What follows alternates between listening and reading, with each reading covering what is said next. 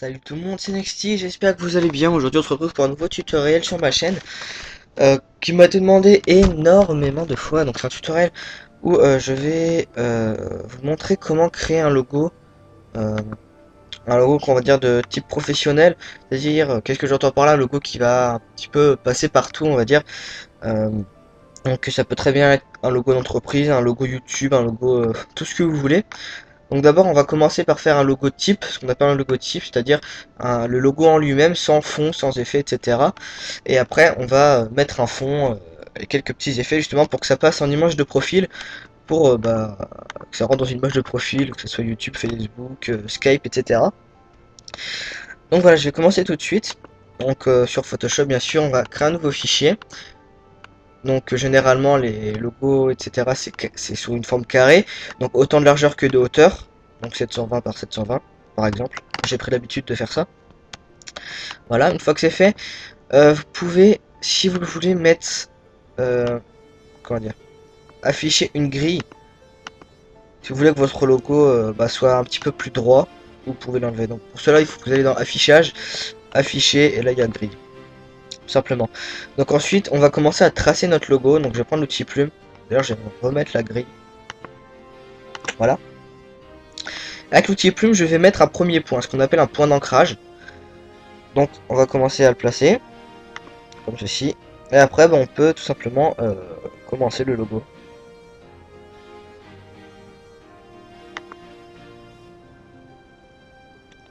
Donc voilà, je vais essayer de faire que ce soit un petit peu près, un peu pardon, symétrique.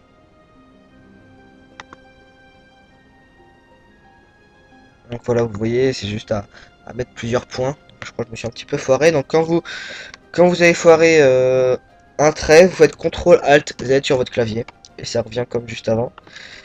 Donc après aussi, si vous voulez faire une forme arrondie comme ceci, c'est assez simple. Vous donnez un coup avec votre souris, bien sûr, et vous restez appuyé avec votre souris et vous l'étirez, comme ceci. Et après, vous prenez celui qui va aller vers l'extérieur, c'est-à-dire le trait, parce que vous voyez, il y a deux traits qui sont formés autour, ce qui permet de faire la courbe. Vous allez prendre celui qui va vers l'extérieur et le ramener euh, dans le point principal. Parce que sinon, attendez, sinon quand on va refaire une courbe, elle va directement se barrer en couille tout simplement. Donc voilà, tout de suite faut faire ça là, donc bien celui qui va vers l'extérieur, parce que sinon, tout simplement la courbe se modifie. Donc voilà.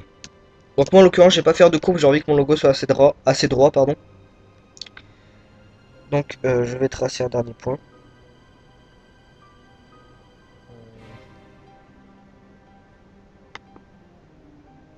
Voilà. Donc là on a un espèce de V. Donc une fois qu'on a fait notre premier tracé, on va créer un nouveau calque, faire clic droit avec notre outil plume et faire définir une sélection. Ok.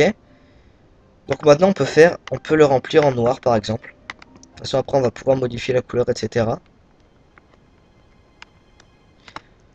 Voilà. Si j'enlève euh, si j'enlève la grille, déjà on voit un petit peu mieux. Donc voilà, on a le début de notre logo, donc on peut un petit peu le bouger comme ceci. Et moi je vais pas m'arrêter là parce que ça fait vraiment un logo trop simple. Je vais mettre un espèce de T au-dessus. Donc ça va faire comme si la personne avait un logo avec un V et un T comme lettre principale. Que c'est vrai que la plupart des logos, on laisse apparaître les lettres principales de l'entreprise ou du pseudo. Donc voilà, je vais commencer. Donc je vais recréer un nouveau calque et je vais faire à peu près la même chose. Voilà.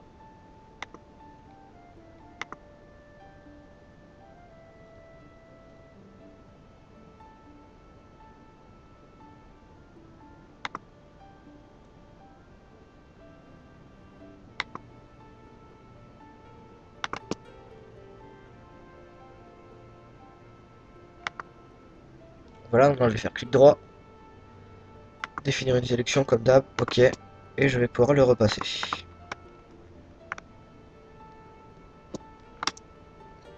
Donc après je peux faire CTRL D pour désélectionner.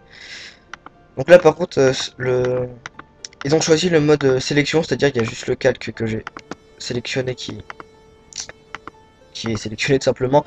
Donc je reclique dessus et je fais type, donc je sais pas pourquoi ça fait ça. Je crois que ça le fait pas sur toutes les versions, mais bon. tant pis. Bon, c'est pas trop grave. Donc je vais enlever la grille pour voir un peu plus clair. Oula, qu'est-ce que j'ai fait? Voilà. Donc ça ressemble déjà un petit peu plus à un logo. Donc là on a deux calques. Donc là on a le T que je peux bouger comme ceci. D'ailleurs je vais un petit peu le rapprocher du V, que ce soit un petit peu plus classe. Et on a le V ici.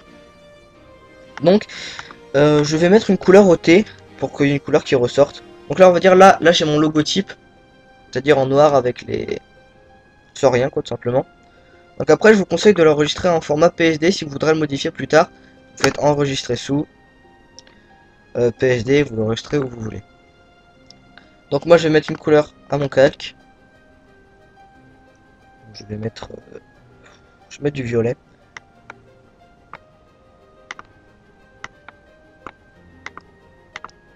Là, comme ceci.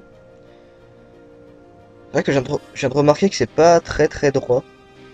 J'ai dû me barrer. J'ai dû faire une connerie, mais bon, c'est pas grave. Donc après le V, je vais le laisser, je vais laisser en noir. Donc après, maintenant, ce que je peux faire, c'est faire de ces deux calques un seul calque, c'est-à-dire les réunir. Donc pour ça, on en sélectionne un. En appuyant sur la touche CTRL, on prend le deuxième calque. Ensuite, vous voyez, les deux sont sélectionnés. On va faire clic droit, convertir en objet dynamique. Et voilà, vous voyez, il n'y a plus qu'un seul calque. Si on bouge, il y a tout qui bouge en même temps. Donc, je vais mettre quelques petits effets sympas. Qui sont très souvent utilisés. Donc, une ombre portée. Ça peut toujours être pas mal sur les logos. Donc, vous pouvez modifier la distance, la taille, euh, l'opacité, etc. Voilà. Après, qu'est-ce que vous pouvez faire d'autre? Une incrustation dégradée classique de faible opacité. C'est aussi pas mal utilisé. Donc voilà, ça donne toujours un petit effet un petit peu plus classe déjà. Et après, bah, il n'y a pas... Après, on peut mettre une grande lueur externe. Mais bon, ça se voit un petit peu plus s'il y avait un fond. Là, en l'occurrence, j'en ai pas encore mis. Là, je peux faire OK. Et on va maintenant s'attaquer au fond. Donc, c'est parti. Généralement, enfin, pour faire un logo simple, on va mettre un fond avec une incrustation en dégradé. Donc, bien sûr, vous mettez d'abord un fond blanc à la base. Et après, on va mettre une incrustation en dégradé radiale. Donc, toujours du blanc vers le noir. Donc, on va l'inverser parce que là, ça fait... Alors, je sais pas ce qui lui arrive. J'ai dû faire une connerie. Bon, je vais supprimer mon calque et je vais en recréer un. Je vais le placer en dessous du logo. Voilà, couleur blanche. Voilà. Maintenant, je vais mettre une incrustation en dégradé, comme j'ai dit. Une incrustation en dégradé radiale. Je vais l'inverser parce que là, ça va du noir vers le blanc et nous, on veut du blanc vers le noir. Donc, je vais inverser. Je vais baisser l'opacité à ma guise, comme ceci. Donc, après, on peut modifier l'angle, l'échelle aussi. Un petit peu augmenter l'échelle. Voilà. Moi, ça me va là pour l'instant. Après, qu'est-ce qu'on peut faire d'autre? Un petit effet que nous, on aime bien faire. C'est-à-dire mettre le même logo en transparent derrière, ça donne un effet sympa. Donc on va dupliquer notre calque, donc on peut faire clic droit, dupliquer le calque. Ok, ou on peut aussi faire la commande CTRL-J.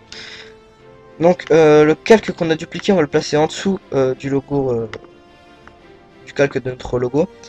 On va faire CTRL-T et généralement on va le tourner un petit peu. Et on va faire comme ceci. Donc on peut l'agrandir un tout petit peu ou totalement ou beaucoup. Voilà. Voilà, je vais faire comme ça, et après on peut baisser l'opacité. Voilà.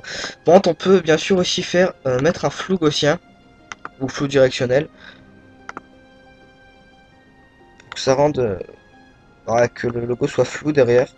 C'est souvent utilisé aussi. Donc voilà. Et pour ça, là, vous allez dans le filtre flou gaussien.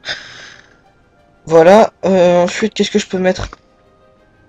J'ai pas énormément d'idées. Je vais voir s'il est bien centré. Oui, il doit être bien. C'est bien centré. Donc après, bien sûr, on peut mettre le pseudo. Attendez, je vais mettre comme ça. Donc voilà, je vais mettre le pseudo. Donc pour cela, on prend l'outil texte.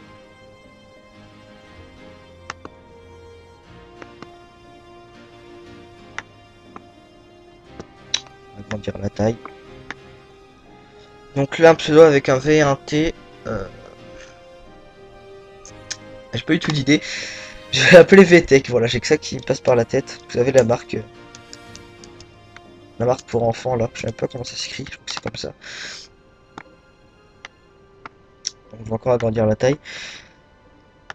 Après, je vais changer la police.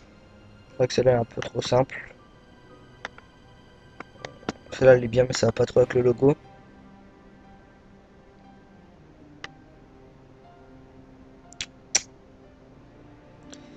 J'ai pas trop de police qui me vient en tête. Ah si, peut-être la police Land. Donc là, quasiment toutes les polices que j'utilise, je les ai téléchargées sur internet, donc sur le site dafond.com. Je vous mettrai le lien dans la description si vous le voulez. Voilà, donc là j'ai mis mon pseudo VTech. Je vais le mettre en noir, on voit. Et je vais mettre du violet sur le tech. Parce que j'ai envie. Voilà. Voilà, donc après je peux mettre des effets sur le texte, bien sûr.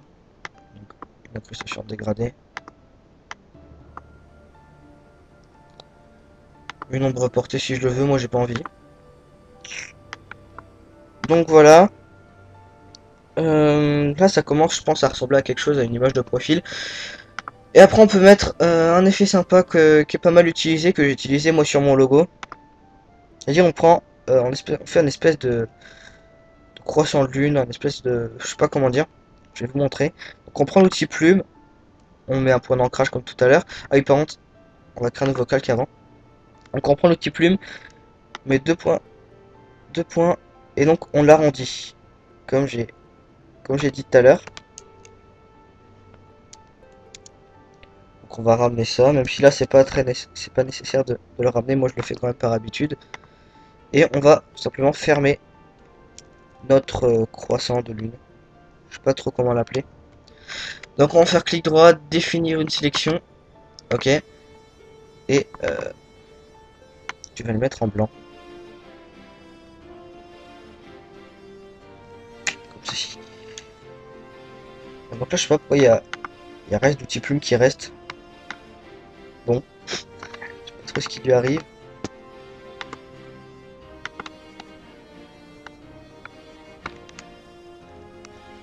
Ouais, c'est mon Photoshop qui buguait. Bref.